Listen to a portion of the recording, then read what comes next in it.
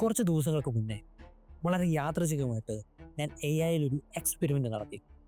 ആ എക്സ്പെരിമെൻ്റ് എന്ന് പറയുന്നത് എ ഐ യൂസ് ചെയ്തുകൊണ്ട് ഒരു സോഷ്യൽ മീഡിയ പോസ്റ്റ് ക്രിയേറ്റ് ചെയ്യുക എന്നുള്ളതാണ്. ഞാനിവിടെ യൂസ് ചെയ്ത ടൂൾ എന്ന് പറയുന്നത് ചാറ്റ് ജി പി ടി ആണ്.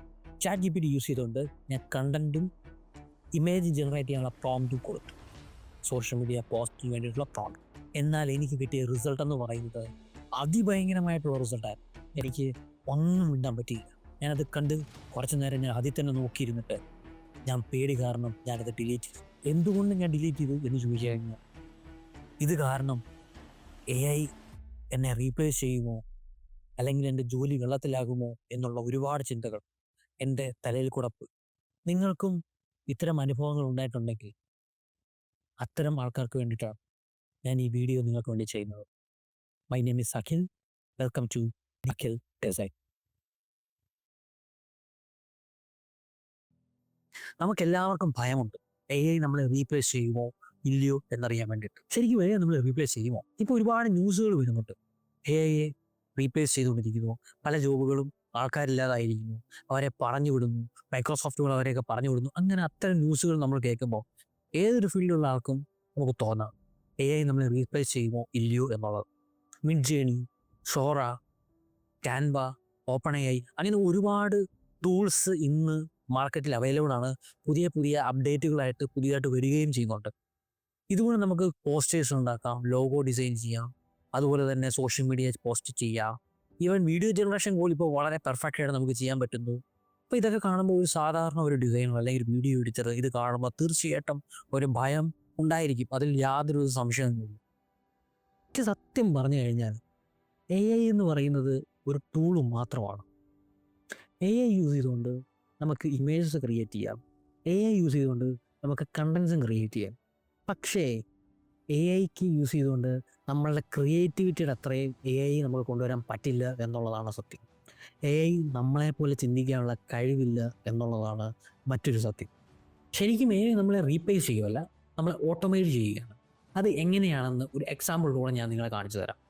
ലൈക്ക് ഞാനിപ്പോൾ പറയുകയാണ്, എനിക്ക് എൻ്റെ ഒരു ക്ലയൻറ്റ് വന്നിട്ട് പറയുവാണ് എനിക്കൊരു ലോഗോ ഡിസൈൻ വേണം. എന്നാൽ ലോഗോ ഡിസൈൻ വേണമെങ്കിൽ നോർമലി ആൾക്കാർ എന്താണ് ചെയ്യുന്നത്?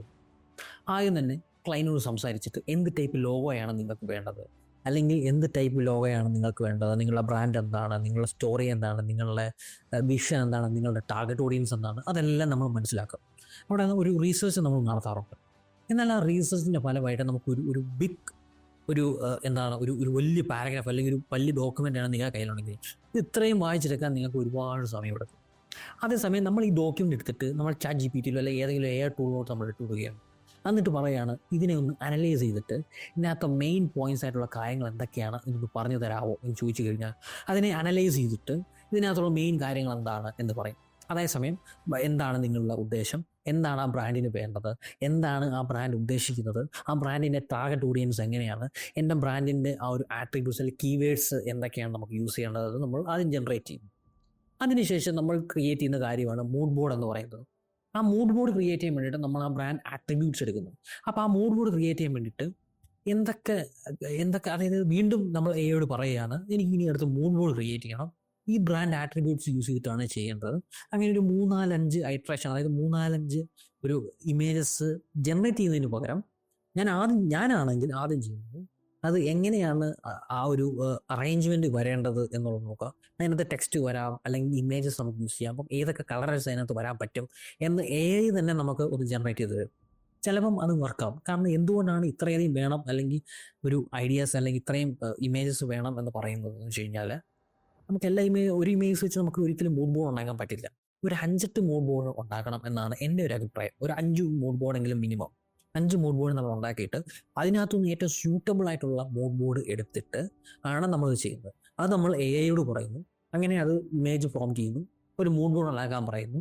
ഞാനത് സോറയിലേക്ക് പോകും, ഈ പ്രോംപ്റ്റ് എടുത്തിട്ട് ഞാൻ സോറയിലിടുന്നു, സോറയിൽ നിന്നും എനിക്കൊരു മൂഡ് ബോർഡിന് വേണ്ടിയിട്ടുള്ള ഇമേജസ് തരുന്നു. അതിനകത്തുനിന്ന് ഏതാ ബെസ്റ്റ് എന്ന് എനിക്ക് ഫീൽ ചെയ്യുന്നതെന്നും ക്ലയൻറ്റിന് ഇഷ്ടപ്പെടുന്നതെന്ന് വെച്ച് നോക്കിക്കഴിഞ്ഞ് കഴിഞ്ഞാൽ നമുക്ക് ഈസി ആയിട്ട് അതിനകത്ത് നമുക്ക് എടുക്കാൻ പറ്റും എന്നുള്ളതാണ്. അതിനുശേഷം അത് യൂസ് ചെയ്തുകൊണ്ട് തന്നെ നമുക്ക് 2 രീതിയിൽ ചെയ്യാം. നമുക്ക് ആദ്യം നമുക്കൊരു ഐഡിയാസ് വേണം. നമ്മുടെ ലോഗോയ്ക്ക് എങ്ങനെ ഒരു ഐഡിയ വരാൻ വേണ്ടിയിട്ട് നമ്മൾ ആ ഇമേജസ് യൂസ് ചെയ്തുകൊണ്ട് നമുക്കൊരു പ്രോംപ്റ്റ് ക്രിയേറ്റ് ചെയ്യാം. ഈ കാണുന്ന ഇമേജസ് യൂസ് ചെയ്തുകൊണ്ട് എനിക്കൊരു ലോഗോ ക്രിയേറ്റ് ചെയ്ത് തരും. ഒരു 5-8 ലോഗോയുടെ ഓപ്ഷൻസ് നമുക്ക് തരും. അതൊരു പെർഫെക്റ്റ് ഓപ്ഷൻ ആണെന്ന് ഞാൻ പറയില്ല. പക്ഷേ ആ ഓപ്ഷൻസിനകത്തു നിന്ന് നമുക്ക് നമ്മുടേതായിട്ടുള്ള ഒരു ഐഡിയ അതിൽ നിന്ന് ക്രിയേറ്റ് ചെയ്യാൻ പറ്റും എന്നുള്ളതാണ് ഈ AI യൂസ് ചെയ്തുകൊണ്ട് ഒരു ലോഗോ ഡിസൈൻ ചെയ്യുന്നതിനെ പറ്റിയിട്ട് ഞാനിപ്പോൾ പറഞ്ഞത്. AI നിങ്ങൾ റീപ്ലേസ് ചെയ്യില്ല, പക്ഷേ AI നിങ്ങൾ പഠിച്ചെടുക്കണം.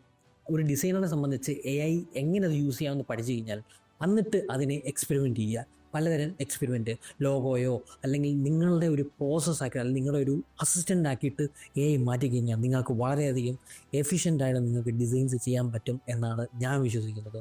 അപ്പം നിങ്ങളിത് വിശ്വസിക്കുന്നുണ്ടെങ്കിൽ, നിങ്ങൾ AI യൂസ് ചെയ്യുന്നുണ്ടെങ്കിൽ നിങ്ങളൊരു പ്രോസസ്സ് എങ്ങനെയാണ്?